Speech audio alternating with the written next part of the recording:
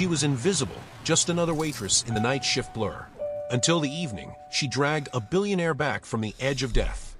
What he did next didn't just repay a debt. It rewrote her name, her future, and the rules of power itself. Night shifts make a city honest. The polished glass goes dim, the suits slip into hoodies, the fancy plates give way to chipped mugs and heavy silverware, and the kind of coffee that tastes like staying alive. The diner off Franklin and 3rd, Galaxy 24, did not pretend to be anything other than what it was, a chrome-edged refuge where truckers, nurses, and hopefuls sat under a neon Milky Way sign that buzzed like a tired lullaby. Tanya Reed arrived 10 minutes early, as always. She clocked in with a thumbprint, and a breath held just a beat too long. On the bulletin board, a flyer fluttered in the air from the AC vent. Smile more. Tip jars don't fill themselves, smiley face. Someone had drawn a halo over the smiley face, and devil horns too, like the sign couldn't decide if it wanted to save or sell you. "Morning star," said Marta, which was what she called Tanya, every night around 10:49 p.m. morning, because their day started when most ended. Star because, in Marta's words, Tanya kept the lights on. Tanya tied her apron, smoothing the wrinkled black cotton, like it could become silk if you loved it hard enough. You started coffee. Marta lifted a pot the size of a bowling ball. Dark as secrets. They did the opening dance without music, flipping chairs down, lining up salt shakers like little soldiers, rolling silverware in paper napkins with the muscle memory of people who do what needs doing. The cook, a man everyone called Red though his hair was gray, shouted good-naturedly from the kitchen pass-through. "Order up. Oh wait, there's no one here yet. But there will be. There always is." The bell over the door jingled. A pair of construction workers came in, boots muddy with concrete dust. One of them looked at Tanya's name tag, then at her face, then back at the tag again, as if her name and her skin had made a bet and he'd lost. "Coffee, sweetheart," he said, overpronouncing the sweet like a threat. The other one laughed. It wasn't the worst thing anyone had ever said to her. It wasn't the worst thing anyone would say tonight. She poured. She smiled. She kept moving. Tanya moved like water around rocks that didn't know they were in a river. The city's late-night heartbeat gathered, the nurse with a dented lunchbox, the club promoter on his phone promising lists he didn't have, a woman in a gold dress holding her shoes like a memory, a tired mother with a toddler whose hair was a cloud of joy even at 11:30 p.m. A cop came in, ordered without looking up from his screen, and left a tip that felt like an apology. Someone played at last on the old jukebox in the corner, and for 2 minutes the grease-scented air felt like satin. Tanya noticed everything. The wait table for always left a napkin folded into a swan. The small tremor in the nurse's hands when she lifted her cup. The hairline crack in the sugar glass, and the way Marta favored her left knee on rainy nights. She noticed the flyers about missing kids taped on Streetlight outside, the kind that turned colors into grayscale. She noticed the absence of something that should have been there, a calm she sometimes reached when she forgot to remember who the world said she was. She was invisible, but she noticed everything. Around 12:37 a.m., he walked in. He was just a man in a suit, except the suit had been expensive once and was now wrinkled in a way money couldn't iron. He had the kind of face you see on magazines at airport kiosks, if you read those magazines, which most of Tanya's customers did not. His hair was dark and slightly overgrown. His tie was crooked. His eyes were the color of an overcast morning. A cut on his knuckle had bled and dried and been forgotten. He looked like someone who hadn't eaten in a day, but also like someone who had never been hungry in his life. He chose the counter, the end stool, the one beneath the neon spoon that kept flickering like a bad joke. He sat, breathed out, and let his hands rest palms down on the metal surface, as if to stop the world from spinning.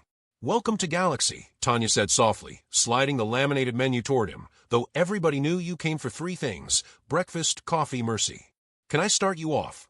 He blinked like he had been underwater, and she just asked him if he wanted to breathe. "Coffee," he said. "Please." "Dark as secrets," Tanya said, pouring. He managed a half-smile at that. It lit his face, and then went out again. He held the cup with both hands. He didn't drink. "Food." Tanya tried again, because sometimes what people said they wanted and what they needed were strangers to each other. "We do a good grilled cheese." "Toast," he said. "Dry." "Toast can be arranged," she said. "Whole wheat or white?" He looked almost offended at the question, and then embarrassed by his own offense, like he'd been caught arguing with a mirror. "White," he said. "Just white." She nodded and turned to call it in, but she could still feel him, not looking at her and also seeing her the way a drop of rain notices the window more than the room. Behind her, Marta leaned in. "You know who that is?" she whispered, breath warm and coffee-scented. "I swear I've seen his face." Tanya shrugged. People told her what they saw, like it was the truth. She knew faces were a language you could learn to lie in. "Man in a suit." "Man in a suit with a helicopter," Red muttered from the kitchen, like wealth was a smell that couldn't be gotten rid of with lemon cleaner. "Toast up," Tanya said to Red, and he grunted. The TV over the counter played silently. Subtitles crawled across the bottom of a news anchor's smile. Lang Enterprises faces record fines after whistleblower leaks. A photo flashed beside it, the man from a stool in a glossy, better-lit moment. Him. Victor Lang. Billionaire. Builder of centers, his name was on, and systems his name stayed out of. Tanya's eyes flicked to the screen and back to him, and then away, because sometimes the decent thing is not to say, "I know you," to someone who clearly wants to pretend he's nobody. She set down the toast, white dry, like he'd requested, and slid the coffee closer. "You want jam? Butter?"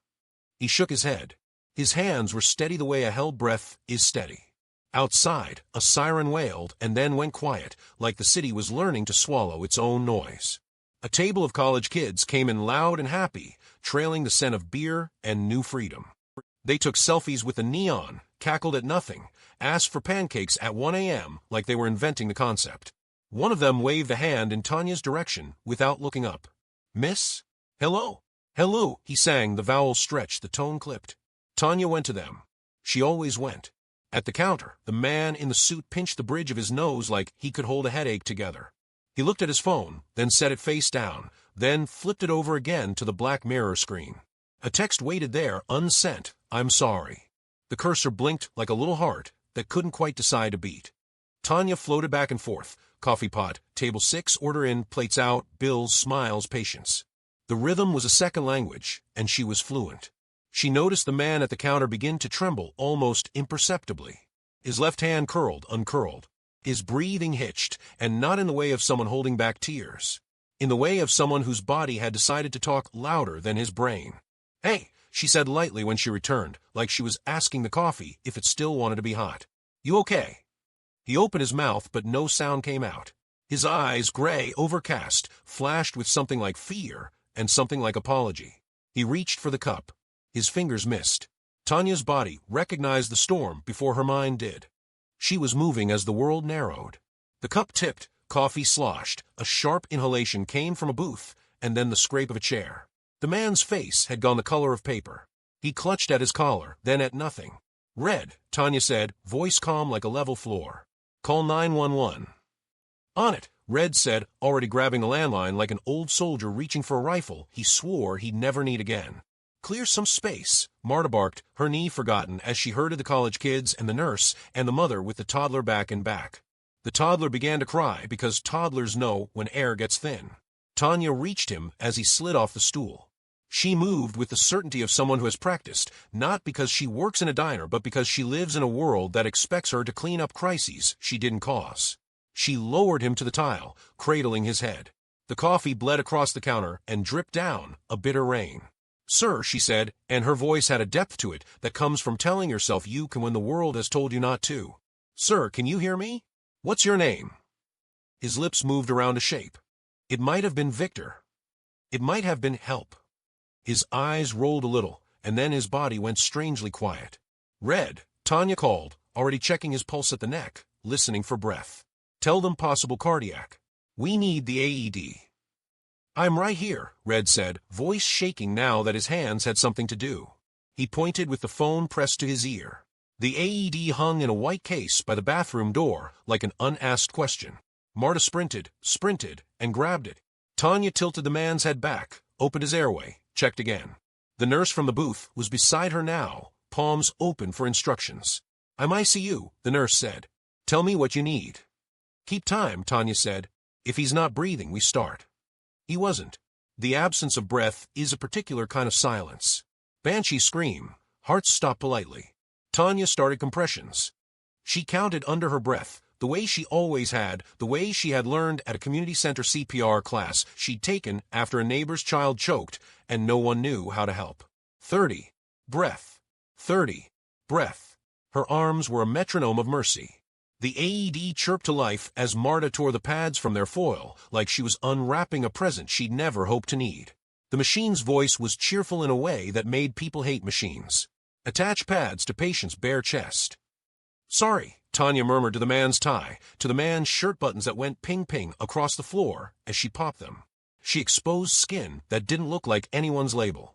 She placed a pad beneath his collarbone, another under his ribs. The machine thought about it, analyzed, took inventory of his electricity. Shock advised. Someone gasped. Someone whispered, "That's Victor Lang." Someone else said, "No way." Names arrived like a storm after the rain had already fallen. "Clear," the ICU nurse said, voice low and firm. Tanya lifted her hands, breath caught. The machine pulsed. The man's body jerked like a marionette whose strings had been pulled by a god with gloves on. Tanya leaned in again, listening. The world narrowed to the sound of air. A breath. Thin.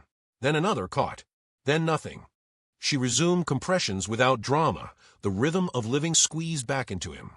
The siren outside wasn't swallowed this time.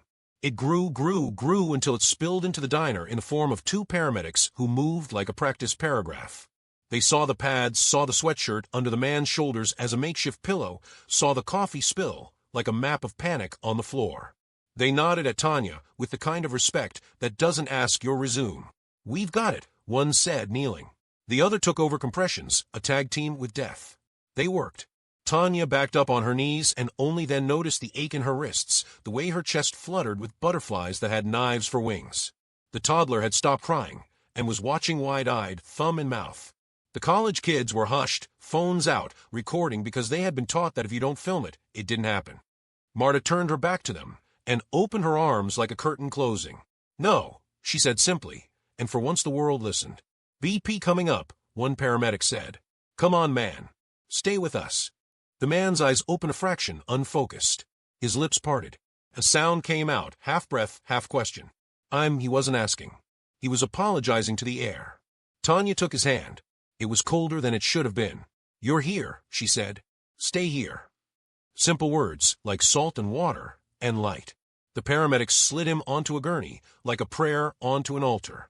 Straps clicked. The AED pad stayed, wires trailing like comet tails. The door swung open again into siren blue, and the night's false peace came rushing in. He looked at her then, just before they wheeled him out. Eyes to eyes. Recognition flickered, not of who she was to the world, but of who she had been in that moment for him. He squeezed her fingers with a strength that made a promise he could not yet name. "Name?" the paramedic asked, eyes on the monitor. Victor swallowed. "Victor," he rasped, like he didn't believe it anymore. "Last name?" He hesitated. He could have lied. He didn't. "Lang." The air in the diner changed temperature. Even the neon spoon seemed to pause. The paramedic nodded, professional to the bone. "Let's go, Mr. Lang." They were gone in a rush of air, a swirl of uniforms, the sound of the stretcher wheels ratcheting down to the pavement, the slam of the ambulance doors, the siren rising like a promise made to a city that doesn't trust promises. Silence fell. Not the kind that cushions. The kind that shows you what you're made of. Someone exhaled. The college kids started whispering excuses to each other. The nurse rubbed her face with both hands, not crying exactly but mending. The mother picked up the toddler and pressed a kiss into hair that smelled like sugar and sleep. The cop came back in from where he'd stood against the window and cleared his throat like it might clear the night. Marta looked at Tanya and said simply, "You did good, Star." Tanya peeled off her gloves, realized her hands were shaking now that they weren't needed. She threw the gloves away like she was tossing fear into the trash. "Coffee's burning," she said, because sometimes a practical sentence is the only bridge back. Red started talking too loud because men like him often do not know how to say, "I was scared." "I told them we're a real establishment," he blustered to the empty air. "AED, protocols, the whole thing." "Health inspector can kiss my..." "Red," Marta said gently, and he shut up. The TV over the counter kept playing footage of Victor Lang's face before it had been this close. Headlines scrolled. Lang Enterprises crisis. Whistleblower leaks. Charity numbers in question. Someone turned the volume up without thinking, and a commentator's voice flowed into the quiet. "What we're seeing is yet another example of the billionaire class behaving without accountability." Tanya clicked the volume back down. Not out of politeness to money. Out of respect for the human body that had just been fighting. She wiped the counter where the coffee had spilled, one slow, circular motion, small stars of light catching in the steel. Her rag turned brown, and then black, and the stains still ghosted the surface, like some truths do. "Girl," the nurse said, coming around the counter to stand with her. "Where'd you learn like that?" "Community center," Tanya said. $60 and a Saturday morning. She didn't say the rest, that she'd gone because when you are a black woman in America, you learn to be the emergency you can't afford to call. The cop cleared his throat again, trying to make himself useful. "You might get a commendation," he said. "It happens. People like, well." He gestured to the door where the ambulance had gone. "You never know." Tanya raised an eyebrow. "Do commendations pay rent?" Marta snorted a laugh she hadn't been expecting. Even the cop smiled a little. The college kids, chastened and a little in love with the drama, now that it was over, started a slow clap that died as soon as it began because something in Tanya's face said not like that. The mother with the toddler approached and pressed a $5 bill into the tip jar, sheepish. "I don't have more," she said, voice low, "but thank you for knowing things." "Keep your $5, Tanya said, pushing it back gently. "Buy the kid a book." The woman's eyes went wet. She kept the $5. "Okay," she said. "I will." Outside, the ambulance's echo faded into the city's heavier silence. Inside, life resumed in the way it always does, because it must. Forks clinked. Coffee poured. Someone laughed too loudly at nothing. The neon Milky Way buzzed and blinked and buzzed again. Tanya took a breath. She felt all the way down. She felt the night reorganize itself around her. People glanced at her now, when they spoke, their eyes catching and holding for a fraction too long. Attention is a light that warms and burns. She went to the sink, washed her hands, watched brown turn to pink, turn to brown again. In the mirror above the soap dispenser, she saw herself. Hair tied back, face serious, eyes tired and dark and bright. She touched the glass like it was a window, and like she could climb through it into a version of her life, with more air. Her phone buzzed in her apron. A text from Leo, her little brother, time-stamped 1:21 a.m. "You still at work? You good?" The tiny bubble that meant he was still typing appeared, disappeared, returned. "I can wait up." Then, "Don't let them stress you." "Love you." She typed back, "I'm good. Go sleep. Love you more." She didn't add that her rent was due in 9 days, or that the electric company had sent another red envelope, or that her manager had shaved an hour off her last paycheck with a smile that said nothing personal. She didn't say she was scared sometimes of the way the world narrowed to a hallway with no doors. She didn't say she was also not scared because nights like this teach you that doors can be things you make with your own hands. The door jingled again. Reporters do not smell like anything in particular, but you know them by the way their eyes are already framing you into rectangles. 2 of them stepped in, one with hair sprayed into place, one with a backpack. "We heard," the hair-sprayed one began. Marta materialized between them and Tanya, like a wall that had learned to walk. "We didn't call you," she said, calm as a lake that hides a current. "No interviews." "Is it true Victor Lang collapsed here?" the backpack asked, excited young. "Did someone who, are you the coffees for paying customers?" Red said from behind the pass, slamming down a plate of hash, like it was a gavel. "Otherwise, you can enjoy our ambience outside." The reporters hesitated, hovered, retreated to the sidewalk where they could aim their cameras at the door as if the door owed them a quote. The TV above the counter showed a helicopter shot of Lang Enterprises headquarters, a glass cube lit like a spaceship. Tanya wondered what the floors smelled like there. Lemon and power, probably. She wondered what decisions had been made that ended with an ambulance at Galaxy 24. She wiped another circle on the counter. The stain lightened. Didn't vanish. Souvenirs of survival rarely do. "Break," Marta ordered, shooing Tanya toward the back with her dish towel, like a conductor dismissing a soloist who's already given the audience the best note of the night. 10 minutes. Eat something. Sit. Tanya didn't argue. In the break room, which was a generous term for a square with a dented fridge, and a table carved with initials of people who had quit and move away, and come back and quit again, she sat. She let her shoulders sag against the chair. She ate half a grilled cheese that someone had abandoned and decided to love anyway. She listened to the building breathe, the hum of the fridge, the whine of the AC, the mouse-ish skitter of time. Her mind replayed moments like short films, the color of his lips, the cheerfully cruel voice of the AED, the way his hand had squeezed hers right before he left, like he was trying to say something through touch that he didn't have air for yet. The memory made her heart beat faster in a way that wasn't fear. It felt like the moment before a curtain goes up. Her phone buzzed again. This time it was a number she didn't know.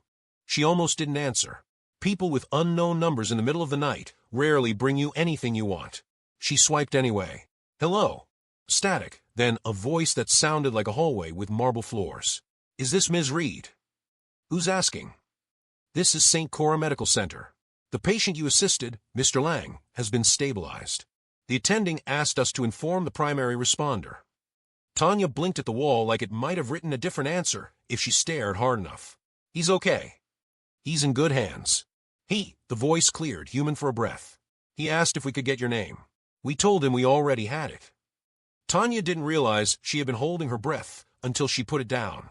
Thank you, she said, and meant it more than she meant most thank yous, wide awake and years alive. She hung up. Saturday. Let the grilled cheese go cold.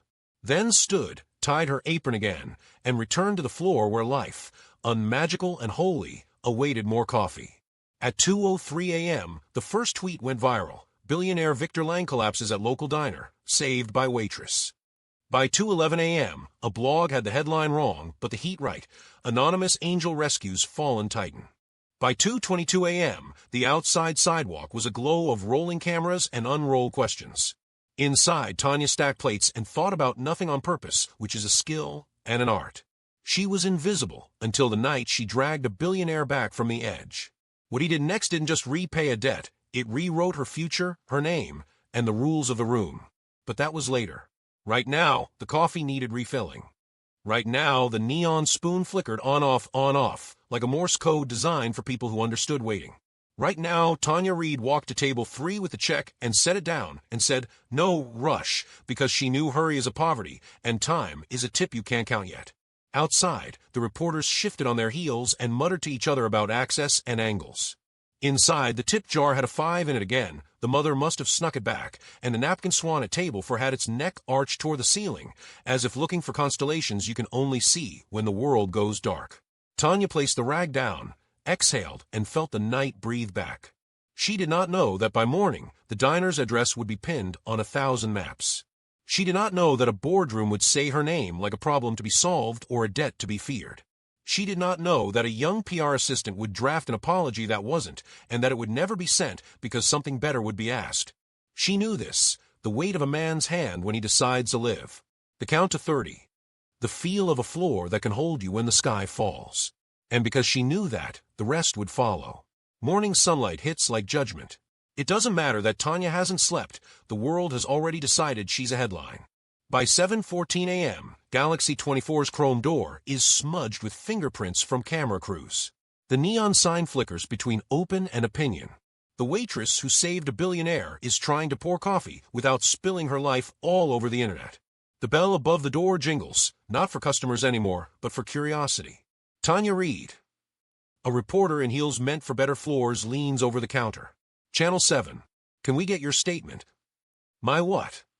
Tanya asks deadpan, setting down a tray of clean mugs.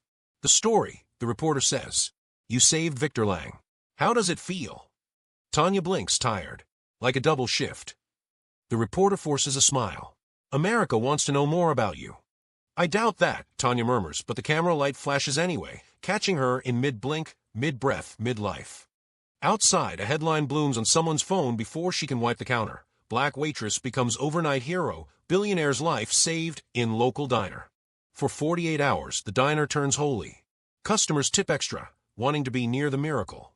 They whisper when Tanya walks by, that's her. The one who saved him. She looks so normal. The air is thick with fascination and something uglier underneath. By day 3, fascination curdles into noise. A man at booth 5 mutters loud enough for her to hear, probably did it for the attention. Another woman films her without permission. A YouTube thumbnail appears that afternoon. Hero waitress or gold digger. Truth behind the Lang incident. Tanya keeps moving. She doesn't argue with shadows. But shadows multiply when the lights go up. Her manager, Rick, a man who smells like fryer grease and unearned authority, corners her behind the register. Phone's been ringing off the hook, he says. Corporate loves the publicity. But, maybe tone it down, yeah? Don't talk to reporters. Wasn't planning to, Tanya says, counting tips that suddenly feel like bribes. Rick scratches his chin. Some folks online think you staged it. She stops counting. Staged it? Yeah. Said you, recognized him. Planned the whole thing. Viral marketing, you know. Tanya's laugh comes out cracked. You think I planned a man having a heart attack in my diner? Rick shrugs. World's crazy. Anyway, keep smiling. It's good for business. He walks away. She stands still long enough for the coffee in her hand to go cold. That night, her phone buzzes again, unknown number. She hesitates, then answers. Ms. Reed. The voice is crisp, female, expensive. This is Claire Hewitt, assistant to Mr. Victor Lang. Tanya sits on the edge of her bed. Is he okay? He's recovering. He wanted me to tell you, he's grateful. There's a pause, something rehearsed, and heavy breathing behind it. He'll reach out personally once he's cleared to speak publicly, Claire continues. In the meantime, we'd appreciate privacy. The media attention is sensitive. Privacy, Tanya says. Then maybe tell them to stop camping outside my work. I'll pass that along, Claire says, tone unchanged. And Ms. Reed? For your own safety, please don't discuss the incident publicly. The line clicks dead before Tanya can say, you mean don't discuss your billionaire. She stares at the phone, her reflection warped in the black glass. On day 5, talk shows debate her. One anchor says she's a hero. Another counters, or she's playing the race card. A panelist smirks. Would people care if the billionaire was black and the waitress was white? The audience laughs the way people do when they want to feel brave without being good. Tanya watches none of it. Marta does, though. And when Tanya walks into work that night, Marta hugs her like a mother trying to keep the wind off her child. They're gonna twist it, Star, Marta says. Don't let them own your story. Tanya nods. But the truth is, she's not sure her story was ever hers to own. She dreams of the diner differently now. Victor Lang's pale face on the floor, the hum of the AED, the smell of coffee turning to smoke. Sometimes she wakes with her hands, still counting compressions. Leo notices. You okay, T? Fine, she lies. Work stuff. He doesn't push. He's learned that some lies are scaffolds holding people up until they can build something sturdier. 2 weeks later, his face returns. Victor Lang, thinner, sitting beside a hospital window, giving a brief statement. I owe my life to the quick actions of a woman named Tanya Reed, he says. Reporters shout questions. Will he meet her? Will he reward her? Victor answers only this. Some debts can't be repaid with money. The clip goes viral again, this time quieter, heavier. At Galaxy 24, Marta watches on her phone and nudges Tanya. He remembered your name. Tanya exhales. Yeah. Let's see if he remembers it tomorrow. But something in her chest flickers. Not hope, something stranger. Recognition, maybe? That night, when she locks up the diner, someone's left a letter taped to the door. Thick envelope. Gold crest. The kind you see in movies, not in mailboxes on Franklin Avenue. It's addressed to Ms. Tanya Reed, in black ink. Inside, a single card. Elegant handwriting. You are formally invited to the Lang Foundation Gala. Your presence would honor me. Victor Lang. Tanya reads it twice, then once more out loud to the empty street, as if saying it will make it real. The city hums around her, indifferent. She folds the letter, slips it into her apron, and looks up at the sky. For the first time in weeks, she doesn't feel invisible. Just uncertain, and that's its own kind of light. The card sat on Tanya's dresser, like it was watching her. Every morning when she woke up, it was there, gleaming faintly in the low light, like a dare. Lang Foundation Annual Gala. She'd looked at those words so many times the paper had softened around the edges. She told herself she wasn't going. That she didn't belong in rooms where people used silver forks just to look rich while they chewed. But every night she came home from a diner and unfolded the letter again, as if to test whether it was real or she had dreamed the whole thing along with that night, the siren, the AED, the hand that had squeezed hers before life came back. On Friday her phone buzzed. A number with no name. Ms. Reed, this is Claire Hewitt. Mr. Lang asked me to confirm your attendance. Tanya hesitated. Tell him I'm working. He's arranged for your shift to be covered, Claire replied smoothly, as if life could be rescheduled like a board meeting. Car will arrive at 7. Dress code is formal. I don't own formal, Tanya said. Claire's tone softened half an inch. Then wear whatever feels like you. At 6:45, she was still staring at the mirror. She'd borrowed a simple black dress from Marta, soft knee-length, unremarkable, except for the way it fit her, like it had been waiting. Leo sat on the couch, phone in hand, pretending not to stare. "You look like you're about to change something," he said finally. She smiled without meeting his eyes. "Maybe just my shoes." But when the black car pulled up outside, something inside her tightened, like a thread that had been pulled too long was finally ready to snap or sing. The city was a blur outside the tinted window. The closer they got to downtown, the shinier everything became: buildings, sidewalks, even the air. Tanya caught her reflection in the glass and barely recognized it. The driver said nothing, only opened her door when they stopped in front of a hotel so tall it seemed to bend the stars backward. Photographers waited by velvet ropes, flashes puncturing the night like small explosions. She hesitated at the curb, unsure whether to walk or disappear. Then someone called her name. "Ms. Reed, over here." She turned, startled. Cameras swiveled. Someone shouted, "That's the waitress," and suddenly the night erupted in a staccato of shudders. For a heartbeat she almost ran. But she heard Marta's voice in her head, "Don't let them own your story." So she lifted her chin, took a breath that smelled like ozone and perfume, and walked. Inside, the ballroom was a dream made of mirrors. Everything glittered: chandeliers, champagne flutes, the polished laughter of the powerful. Tanya's shoes clicked against marble that looked too clean to trust. She felt eyes trace her like sentences being written about someone else. A waiter offered her a drink and called her ma'am, in the tone people reserve for those they can't quite categorize. She found Victor Lang near the stage, thinner now, paler, but unmistakably the man from the counter, the man whose life she'd held between her palms. He was speaking to donors, but when he saw her, he stopped mid-sentence. The crowd parted the way crowds do when money gives them permission. "Tanya," he said softly, stepping forward. "Not Miss Reed, not hero, just her name." "Mr. Lang," she said. "Victor," he corrected. "I'm glad you came." "I wasn't sure I should." "Neither was I," he said, and something in his face, shy, weary, grateful, made her believe him. A string quartet started to play. People turned toward the stage as he offered her his arm. "Walk with me." The lights dimmed, spotlight softened. Victor took the microphone. His voice carried like a confession wrapped in silk. "A few months ago, I almost lost everything: my company, my reputation, my life.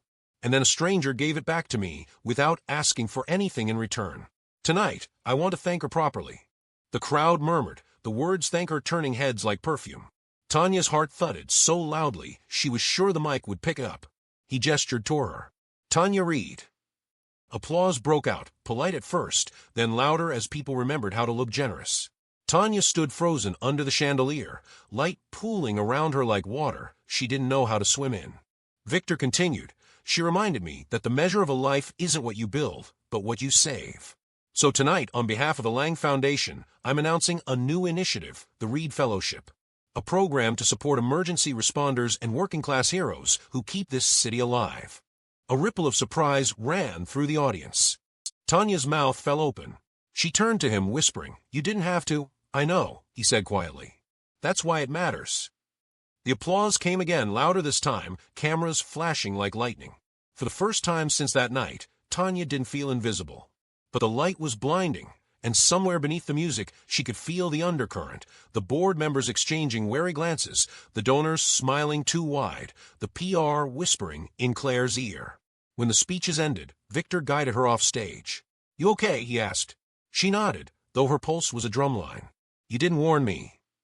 "I didn't think you'd come if I did." "That's manipulative," she said. He smiled, tired but real. "That's honest." They stood at the edge of a room, watching the powerful resume their chatter, as if generosity was a cocktail to be sipped and forgotten. Tanya glanced around. "They're clapping for you, not me." "They're clapping for themselves," he said. "I just gave them an excuse." He looked like he wanted to say more, but a man in a gray suit approached, face tight. "Mr. Lang, a word." Victor nodded, excused himself, and was gone into a small circle of suits that looked like wolves dressed for dinner. Tanya wandered to the edge of the ballroom, where waiters refilled glasses and nobody asked questions. She leaned against a marble pillar, the weight of the moment sinking in. She'd expected gratitude. She hadn't expected politics. From behind her, a woman's voice, "You're the waitress." Tanya turned. The woman was elegant, silver hair swept back, smile sharp as glass. "Yes," Tanya said. I'm Margaret Lang, his mother. Tanya straightened. Ma'am. Margaret's gaze traveled from Tanya's shoes to her borrowed dress. You saved my son. For that, I'm grateful. But you should know, this world eats its saviors alive. Don't let it. Tanya opened her mouth, but Margaret was already turning away, her perfume lingering like a warning. The orchestra swelled again. Victor was back at the microphone, answering questions. A reporter shouted, Mr. Lang, will you offer Ms. Reed a position in your company? Victor paused. Cameras turned toward Tanya. He looked at her, then back at the crowd. That's not for me to decide. But maybe she'll help decide what kind of company we become. The room murmured again. It was an answer and a challenge at once. Claire's phone buzzed non-stop. Board members frowned discreetly. Tanya stood still, caught between disbelief and something larger, rising behind her ribs like a tide. When the gala ended, she slipped outside before the lights came up. The night air was cool, honest. The street hummed with engines and leftover applause. Ms. Reed. Claire caught up to her, heels clicking. Mr. Lang wanted me to tell you, the fellowship will need a director. He meant what he said. Tanya stared at her. You mean me? Claire smiled. You already know how to save people. Now, he wants you to help others learn it. The car door opened again. Inside, the city's reflection shimmered on the tinted glass, her own face floating over it, half waitress, half something new. She didn't know if she was stepping into a gift or a trap. But for once, she decided to walk forward anyway. Back at the diner, Marta was cleaning counters under flickering neon. Tanya slipped in quietly, still in her dress. Marta turned, grinned. Well. Tanya smiled, tired and radiant. He gave me a job offer. Marta raised an eyebrow. Hope he's ready to work for you. Tanya laughed softly, the sound surprised out of her. Outside, the dawn began to bleed through the blinds, painting everything silver and soft. The night had given her back more than it had taken. But somewhere deep down, she could feel the ground shifting, like the applause had stirred something buried. Tomorrow would come with its own reckoning. For now, she let the sound of Marta's humming and the smell of coffee fill the air. Some debts, she thought, don't end with gratitude. They begin there. The storm didn't arrive as thunder. It arrived as a whisper, a headline that began in the corner of the internet and by noon was everywhere. Victor Lang's hero Waitress hides criminal record. Who is Tanya Reed, really? Tanya was on her way to work when Marta called. Don't look at your phone, star. Marta, what? Just come in the back way. And breathe. She didn't make it 20 steps before a camera blocked her path. Ms. Reed, do you deny attacking a police officer in 2017? The flash hit her eyes. Another voice. Is it true your brother was arrested too? Her hands shook so hard she dropped her keys. She bent to pick them up, but the microphones bent with her, hungry. Inside, Galaxy 24 was no longer a diner. It was a crime scene of curiosity. 2 reporters at the counter. 3 customers filming from booths. Rick, her manager, rubbing his temples like this was bad for business, but great for gossip. I told you not to talk to them, he muttered. I didn't, Tanya said, voice thin. Well, they're talking anyway, he said. And corporate's worried. Maybe take a week off. Let this blow over. Blow over, she whispered. It's my life. Rick didn't look up. Everything's PR if you wait long enough. She walked into the kitchen before he could see her eyes filling. Red looked up from the grill, jaw set. Marta turned off the radio before the next headline could play. Star, she said softly, what did they find? Tanya swallowed. They found me. She told them what she hadn't told anyone but Leo. For years ago, her little brother had been stopped walking home from friend's house. The cop said he fit a description. Tanya had shown up mid-stop, voice raised, heart too loud, hands raised higher. When the officer grabbed Leo's wrist, she'd step forward. One shove, one reflex, and she'd been the one in handcuffs. Disorderly conduct. Resisting arrest. Community service. Case closed, record sealed. But sealed things, she thought bitterly, are just waiting for someone rich enough to open them. The diner fell quiet. Red cursed under his breath. Marta reached for Tanya's hand. That's not a scandal, she said. That's survival. Tell that to their cameras, Tanya murmured. That afternoon, the Lang Foundation issued statement. It was all polite words and distance. We are reviewing recent allegations. We have great respect for Ms. Reed's courage. We remain committed to integrity. It read like a thank you and a goodbye. The fellowship program paused. Her name vanished from the website. And when she called Claire, the assistant's tone was smooth as ever but colder. "The board's concerned about optics," she said. "Mr. Lang is under pressure." "Pressure to do what?" "Pretend he never met me." Claire sighed. "I'm sorry, Tanya. Sometimes good intentions aren't enough." The call ended. That night, protesters stood outside Lang Enterprises' glass headquarters. Some held signs that read "Justice for Tanya." Others shouted "No handouts for criminals." The crowd split itself neatly, each side convinced the other was the villain. Inside, Victor Lang sat in a room that felt smaller than his guilt. The board demanded action. Sponsors threatened to pull funding. Investors whispered the word liability. Claire laid out the press release draft like a verdict. He read the lines but saw something else. The diner floor, her hands steady over his heart, the word "breathe." He pushed the papers back. "No, sir." Claire asked. "We're not burying her," he said. "We're burying the truth if we do." "Victor," a board member said, "the company can't survive another scandal." "Then maybe it shouldn't," he said quietly, "if it only stands on silence." The board stared. "You're emotional." "I'm alive," he said, "because of her." He walked out before anyone could stop him. Cameras followed. So did the storm. By morning, every network had the same footage. Victor Lang, live outside his building, flanked by reporters. His voice was calm, unshaken. "You want a statement?" he said. "Here's one. Tanya Reed saved my life. And before you drag her name through the dirt, remember, she was saving lives long before mine. What you call a record, I call evidence of courage. You see a mugshot? I see a woman who refused to watch injustice quietly." The microphones trembled under the weight of it. Claire watched from a lobby, hand over her mouth. The boardroom behind her erupted, but Victor didn't look back. Tanya saw it, too. She was in her apartment, half-packed boxes scattered around, thinking maybe she'd leave the city. Then the broadcast came through, his voice cutting through the static like light through fog. When he said her name, she stopped breathing. When he said courage, she started again. By evening, the internet had changed sides. The hashtags flipped. Apologies came wrapped in retweets. Journalists issued clarifications. The same shows that mocked her now asked her to share her truth. But Tanya didn't go on TV. She went to work. When she walked into Galaxy 24, every head turned, but this time they clapped. Not the loud, performative kind. The slow, human kind. Red nodded from behind the grill. Marta wiped her eyes and said, "Told you, star." Truth makes its own noise. Outside, a car waited again, not black and tinted this time, but plain silver, window rolled down. Victor in the driver's seat. He looked tired, humbled lighter somehow. She stepped out, apron still on. "You didn't have to do that," she said. "Yes," he said softly. "I did."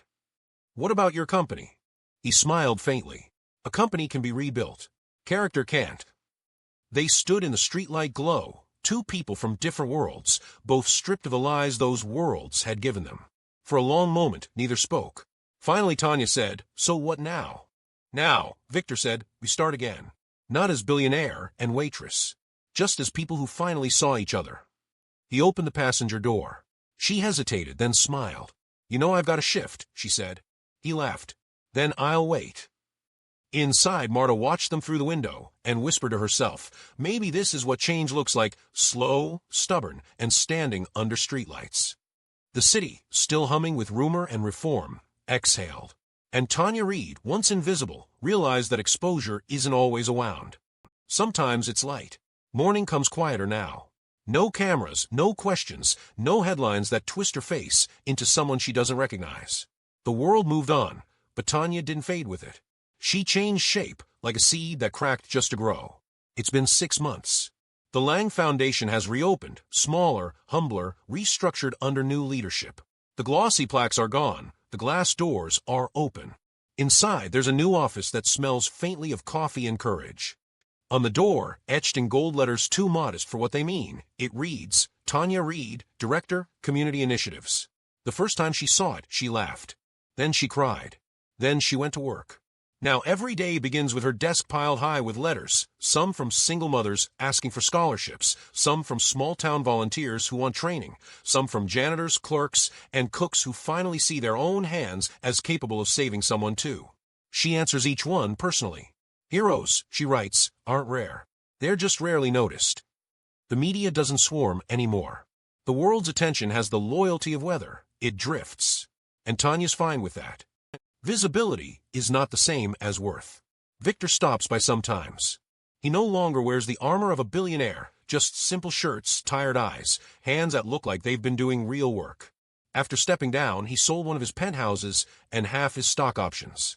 The rest he funneled into something quieter, rebuilding the foundation from inside out. When he visits, he never walks straight to her desk. He brings coffee, sits across from her, and asks, "How's it going?" like an equal, not a savior. She teases him.